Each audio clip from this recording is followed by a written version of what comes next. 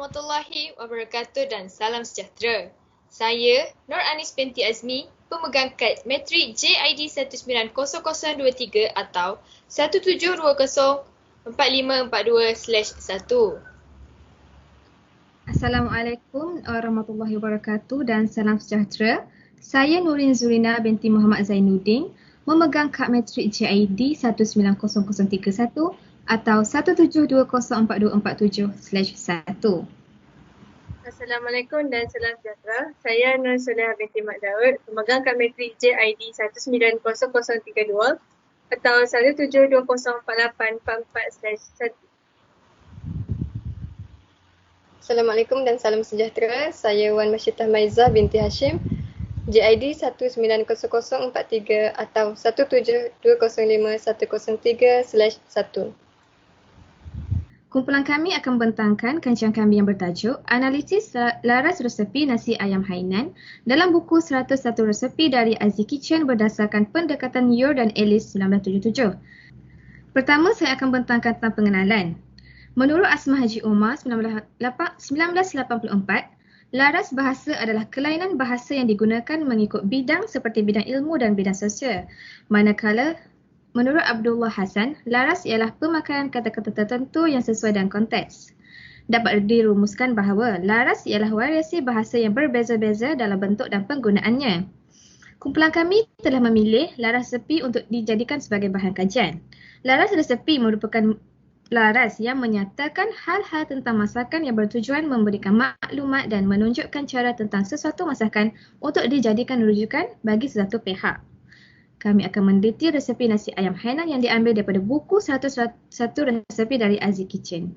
Objektif kajian ini, yang pertama ialah menghuraikan penggunaan laras resepi mengikut pendekatan Yor dan Ellis 1977.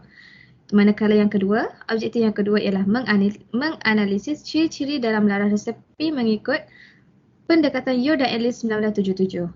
Seterusnya, saya akan menyerahkan pembentangan kepada Anis Azmi. Saya akan membentangkan kaedah kajian. Kaedah kajian penting supaya kajian yang dijalankan mempunyai kaedah yang paling sesuai dan berkesan dalam menjawab objektif kajian. Kaedah kajian menjadikan kajian yang dijalankan lebih bersistematik dan perjalanan kajian lebih terarah dalam mencapai objektif. Kajian ini menggunakan kaedah kepustakaan bagi menganalisis data. Menurut Muhammad Syafi 1991, kaedah kepustakaan merupakan kaedah yang digunakan oleh seseorang penyelidik atau penulis untuk mendapatkan data dan bukti melalui kajian ke atas dokumen dan rekod-rekod yang sedia ada. Langkah ini membolehkan pengumpulan data yang bersifat sekunder dapat dilakukan bagi menyokong kajian.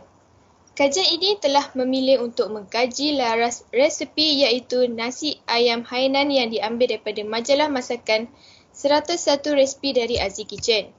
Artikel daripada jurnal-jurnal yang berkaitan seperti Jurnal Melayu, International Journal of Language Education and Applied Linguistics diambil untuk merujuk data serta maklumat yang berkaitan dengan kajian. Artikel-artikel ini juga diambil untuk membuat dalam bahagian kajian lepas. Terima kasih kepada Nur Anis. Bagi bahan dan batasan kajian, bahan kajian ini merupakan sebuah majalah yang bertajuk 101 Resepi dari Azzi Kitchen yang ditulis oleh Hazal Jaya yang merupakan sumber utama kepada kajian ini. Bagi batasan kajian, ia agak sempit tetapi perkara ini dibincangkan merangkumi keseluruhan aspek iaitu menganalisis kajian berdasarkan pendekatan yang dikemukakan oleh Yor dan Ellis pada tahun 1977. Kedua-dua tokoh ini melakukan pendekatan melalui situasi sosial atau peristiwa sesuatu bahasa. Oleh itu, kedua-dua tokoh ini menamakannya sebagai ciri-ciri keperihalan dan ciri-ciri linguistik dalam penggunaan bahasa. Seterusnya, saya serahkan kepada Nur Anis.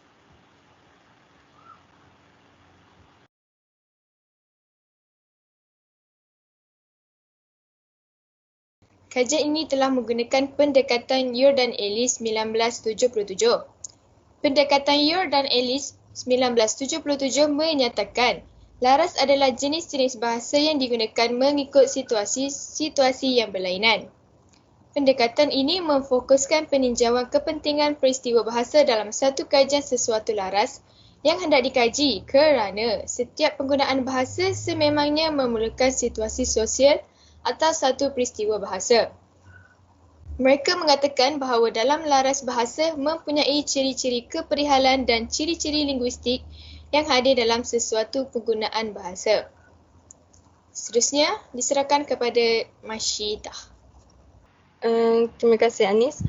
Seterusnya, ciri-ciri keperihalan merujuk kepada ciri-ciri luaran yang terdapat dalam situasi sesuatu peristiwa bahasa. Ciri-ciri keperihalan terbahagi kepada dua bahagian iaitu situasi luaran dan situasi persekitaran. Bagi situasi luaran bermaksud latar belakang sosial dan budaya sesebuah masyarakat bahasa berdasarkan struktur sosial dan cara hidup masyarakat tersebut. Manakala bagi situasi persekitaran, ia merujuk kepada aspek-aspek yang terlibat secara langsung dalam penggunaan bahasa. Contoh-contoh situasi persekitaran ialah cara penyampaian, hubungan sosial dan peribadi, fungsi sosial, fungsi perlakuan sosial dan bahan-bahan yang diperkatakan. Seterusnya, bagi situasi luaran merujuk kepada teks di dalam laras resepi yang dihasilkan oleh masyarakat zaman moden. Tambahan pula, laras resepi ini memaparkan perkara-perkara baru dalam masyarakat dan banyak menggunakan bahan-bahan moden dalam penyediaan sajian ini. Contoh resepi ini menerapkan unsur-unsur gaya masakan di Malaysia dengan mengutamakan penggunaan kicap dan cili untuk rasa yang lebih pedas. Seterusnya, bagi situasi persekitaran, yang pertama cara penyampaian. Situasi persekitaran ini menunjukkan teks ini disampaikan melalui tulisan dan resepi ini disebarkan dalam majalah. Hal ini menunjukkan bahawa tujuan utama laras resepi ini untuk menyampaikan maklumat dan tunjuk ajar tentang sesuatu masakan kepada masyarakat, khususnya kepada golongan wanita. Bagi hubungan sosial dan peribadi, teks ini menggunakan belum Sol ke belakang. Slide sebelum.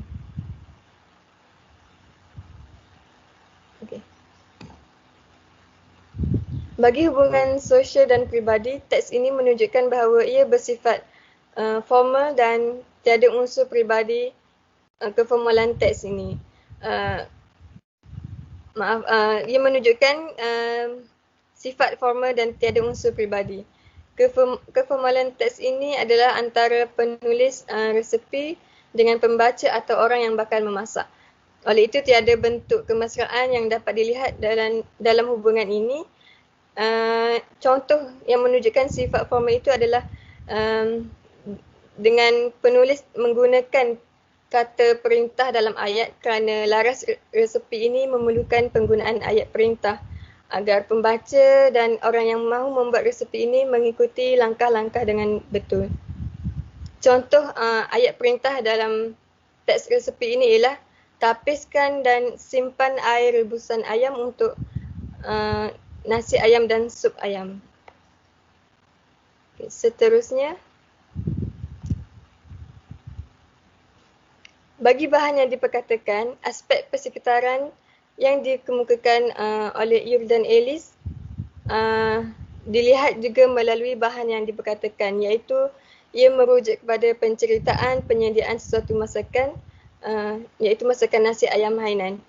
Teks ini juga memaparkan segala jenis bahan yang perlu ada dalam masakan tersebut. Contoh bahan yang digunakan dalam masakan ini ialah ayam, lemon, halia dan sebagainya. Teks resepi ini menjelaskan langkah-langkah dalam penyediaan resepi dan memaparkan cara-cara untuk memasak. Seterusnya saya serahkan kepada Nurin.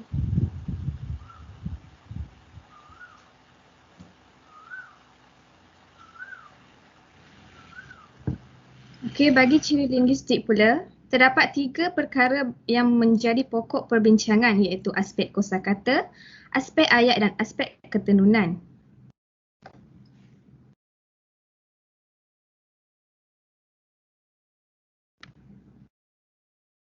Yang pertama ialah aspek kosakata. Terdapat beberapa kosakata khusus yang digunakan dalam laras ini sebagai penanda laras resepi, iaitu sebagai contoh serbuk 5 rempah, rebus, tuangkan, serbuk pati ayam, mendidih, menghidang, air rebusan dan panaskan. Kata-kata ini digunakan khusus dalam bidang resepi dan jarang ditemui penggunaannya dalam bidang lain. Kata-kata yang digunakan terbahagi kepada beberapa jenis sama ada kata nama ataupun kata kerja.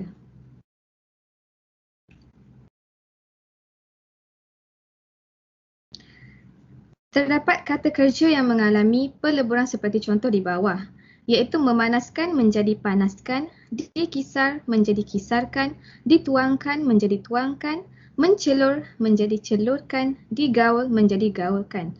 Kata-kata di atas kebanyakannya merupakan kata kerja pasif yang digugurkan imbuhannya apabila menjadi ayat perintah.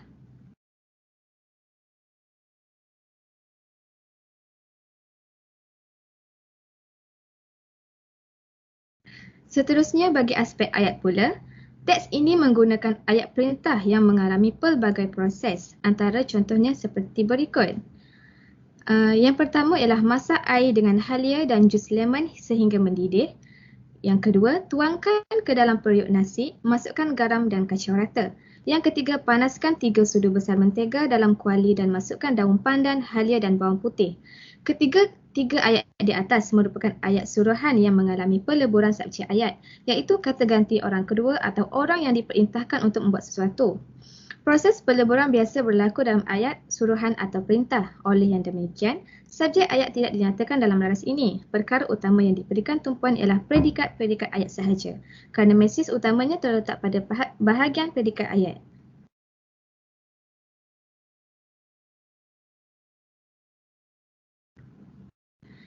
Sebagai contoh, bagi ayat pertama, masak air dengan halia dan jus lemon sehingga mendidih. Dalam ayat 1 di atas, predikat-predikat yang membina ayat ini ialah terdiri daripada 3 ayat, iaitu masak air dengan halia, masak air dengan jus lemon, masak air sehingga mendidih. Dalam ayat A, B dan C di atas, subjeknya ialah anda atau pembaca dan pembaca sedia maklum bahawa subjek atau pelakunya merupakan orang yang hendak memasak tanpa mengira jantina, umur ataupun latar belakang sosialnya. Dengan erti kata lain, subjek ayat bersifat universal. Apabila subjek ayat ini dimasukkan ke dalam ayat tersebut, terhasil ayat-ayat tunggal seperti yang berikut. Anda dikategorikan di bawah frasa nama, masak air dengan halia ialah frasa kerja. Anda bagi B1 pula frasa nama, yang kedua masak air dengan jus lemon. Yang ketiga C1, anda ialah frasa nama, masak air sehingga mendidih iaitu frasa kerja.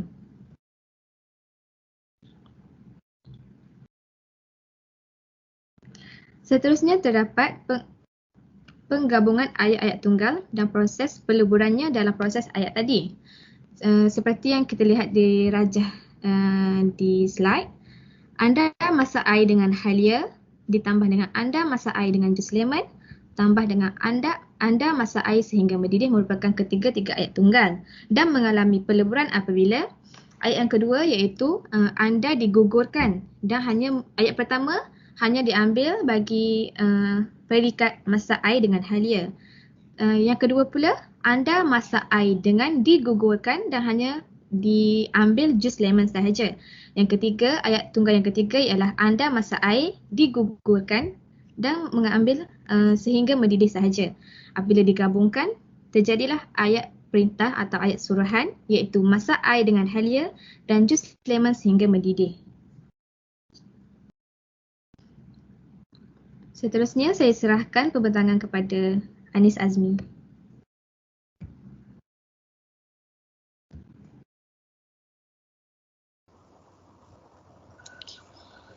Akhir sekali ialah aspek ketenunan.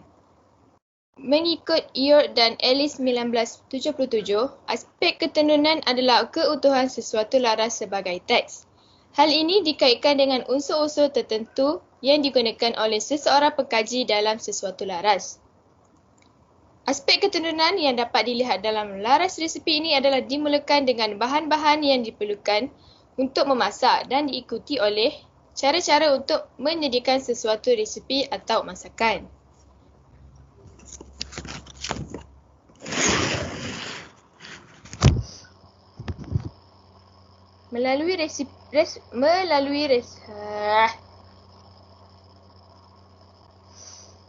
Melalui resepi berikut, setiap bahan diberikan dengan kuantiti yang diperlukan serta berat timbangan yang perlu.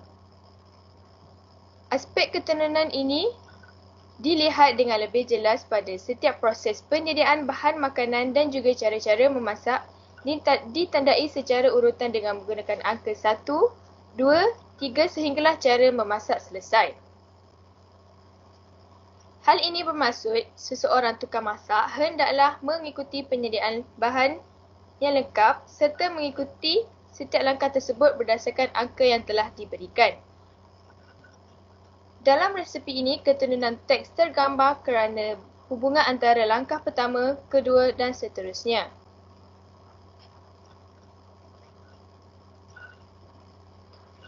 Melalui resepi yang berikut, berlaku juga proses pengulangan, iaitu ini bertujuan untuk menegaskan maksud yang ingin disampaikan melalui pengulangan sesuatu kata, iaitu perkataan masukkan. Okey, saya akan memberi kesimpulan berdasarkan analisis ni. Okey, secara kesimpulannya, laras bahasa ni adalah kelainan bahasa yang digunakan ikut bidang tertentulah seperti bidang ilmu dan sosial. Kemudian, satu laras yang sesuai digunakan adalah pengolahan yang baik, iaitu mempunyai hubungan antara isi dengan perkara yang diperkatakan dengan laras. Okey, dalam pendekatan York and Ellis yang menyatakan bahawa laras bahasa mempunyai ciri-ciri keperihalan dan ciri-ciri linguistik yang hadir dalam satu penggunaan bahasa. Okey, dalam analisis teks resepi ni, teks laras resepi ni, kita telah mengkaji ciri-ciri keperihalan dalam teks laras resepi dan aspek-aspek linguistik dari segi kosakata, aspek ayat dan aspek ketenunan. Okey. Itu sahaja. Terima kasih.